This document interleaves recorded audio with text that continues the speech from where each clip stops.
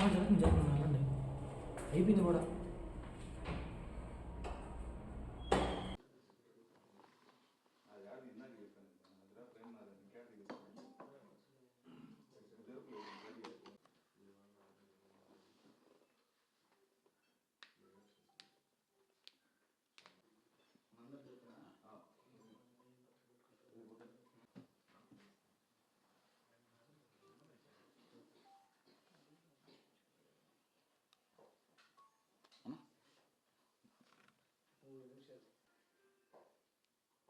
గత కొన్ని రోజులుగా జరుగుతున్నటువంటి పరిణామం అందరికీ తెలిసిందే.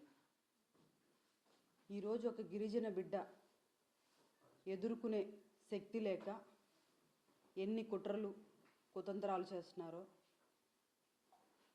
నిజంగా ఎంత బాధాకరం అంటే, నాకు కార్పొరేటర్లు మద్దతు ఇస్తున్నారని వాళ్ళని భయపెడుతూ, బెదిరిస్తూ, కేసులు పెడుతూ, కనీసం మహిళా కార్పొరేటర్లను కూడా చూడకుండా వారి ఇళ్ళకెళ్ళి వాళ్ళని బెదిరిస్తూ, ఇబ్బంది పెడుతూ, బయటికి చెప్పుకోలేని పరిస్థితిలాగా వాళ్ళని అనేక విధాలుగా భయపెడుతూ ఇబ్బంది పెడుతున్నారు.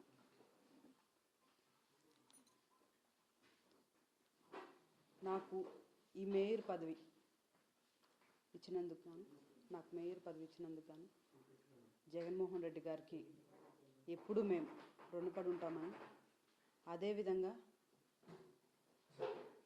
నాకు ఈరోజు ఇంత కష్టం వచ్చిందని గిరిజన దళిత నాయకులు నాకు అండగా నిలిచినందుకు వారందరికీ కూడా నేను రుణపడి ఉన్నానని తెలియచేసుకుంటూ, ఈరోజు నా మేయర్ పదవికి రాజీనామా చేస్తున్నాను. రేపు మార్నింగ్ వెళ్ళి కలెక్టర్ కూడా అందించడం జరుగుతుంది. నేను మేయర్ పదవికి మాత్రమే రాజీనామా చేస్తున్నాను. ప్రజలకు ఎప్పుడూ చేరువుగా ఉంటాను. వారి ఆశీస్సులు మా మీద ఉన్నాయని మేము అనుకుంటూ,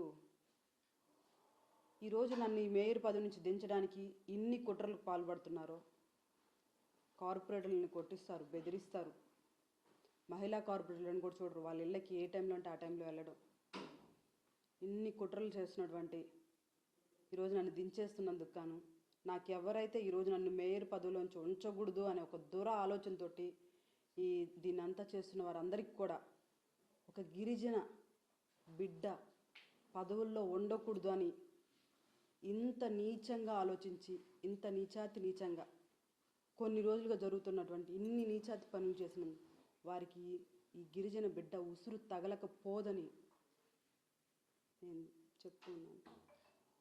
మేయర్ గారు కానీ, మేయర్ గారి భర్తగా నేను కానీ ఒకటే నిర్ణయించుకున్నాం.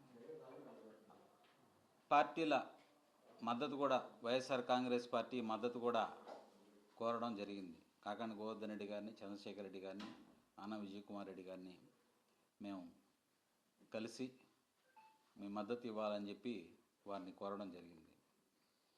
అయితే ఆ సందర్భంలో వాళ్ళు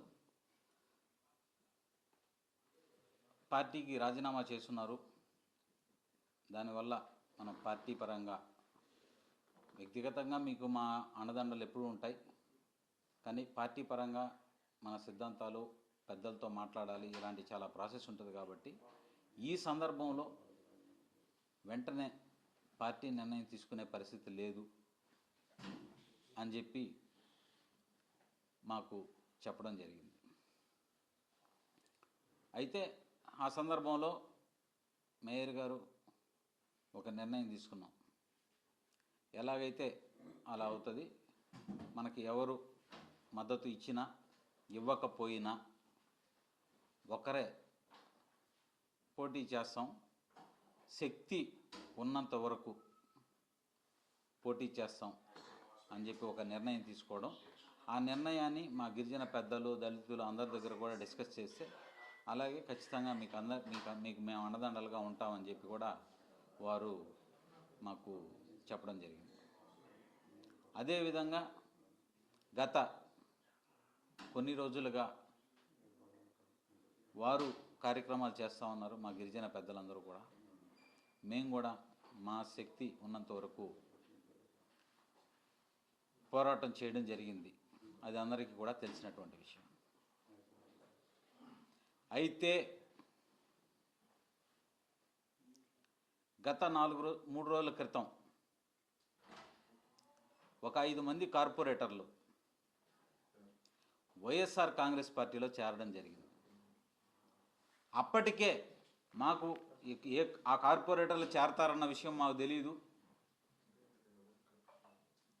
మాకు ఎవరి మద్దతు లేదు, ఏ పార్టీ మద్దతు కూడా లేదు. ఒకే ఒక్క మేయర్, ఒకే ఒక ఓటు మాకుండేది. అప్పటికే ఈ కుట్రలు పన్నుతున్నటువంటి నీచ రాజకీయాలు చేస్తున్నటువంటి రాక్షసుడు ఎవరైతే ఉన్నాడో నెల్లూరు నగరంలో, ఆ రాక్షసుడు మేయర్ స్రవంతి దెబ్బకు భయపడి లక్షల రూపాయలు వెచ్చిచ్చి లక్షల రూపాయల అవినీతి సొమ్ము వెచ్చిచ్చి ఫ్లైట్ టికెట్లు వేసాడు. విలాసవంతమైన భవనాలు కార్పొరేటర్లని తరలించేందుకు అప్పటికే భయభ్రాంతుల్ని చేస్తూ ఉన్నాడు. జరుగుతున్నటువంటి పరిణామంలో ఒక 5 మంది కార్పొరేటర్లు జగన్మోహన్ రెడ్డి గారి సమక్షంలో వైఎస్ఆర్ కాంగ్రెస్ పార్టీలో చేరడం జరిగింది. అది వారి నిర్ణయం. వారేదో వైఎస్ఆర్ కాంగ్రెస్ పార్టీలో చేరిపోయారని చెప్పేసి రాత్రింబోళ్ళలో నిద్రపోకుండా హైవే మీద తిరుగుతా కార్పొరేటర్లందరికీ కూడా ఫోన్ చేసి వాళ్ళేదో మాకు మద్దతు ఇచ్చేస్తారు అని చెప్పి వారే ఆలోచించుకొని కార్పొరేటర్లని బెదిరించేటువంటి కార్యక్రమం శ్రీకారం చుట్టడం జరిగింది. ఆ రాక్షసుడి ఆలోచనకి మంత్రి నారాయణ గారు విజ్ఞత కలిగిన వ్యక్తి అనుకున్నాం. మంత్రి నారాయణ గారే ఎందుకు ఆయన ఆ రాక్షసుడికి మద్దతు పలికాడో మాకు తెలియదు. కానీ గత 2 రోజుల నుంచి ఆ రోజు 5 మంది కార్పొరేటర్లు చేరడం, అక్కడి నుంచే ఒక కార్పొరేటర్ని బలవంతంగా ఎత్తుకురావడం, అతన్ని కొట్టారని కూడా మాకు సమాచారం తెలిసింది. అది నిజమో కాదో మాకు తెలీదు. ఆ క్షణం నుంచి మరింత పెట్టేగిపోతున్నటువంటి ఈ రాక్షసుడు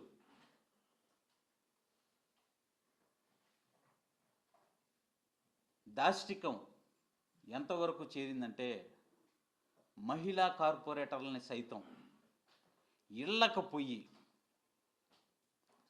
మహిళా కార్పొరేటర్లని కూర్చోబెట్టి వారి ముందే వారి భర్తలను కూడా నానా రకాల హింసలకు పెట్టే పరిస్థితికి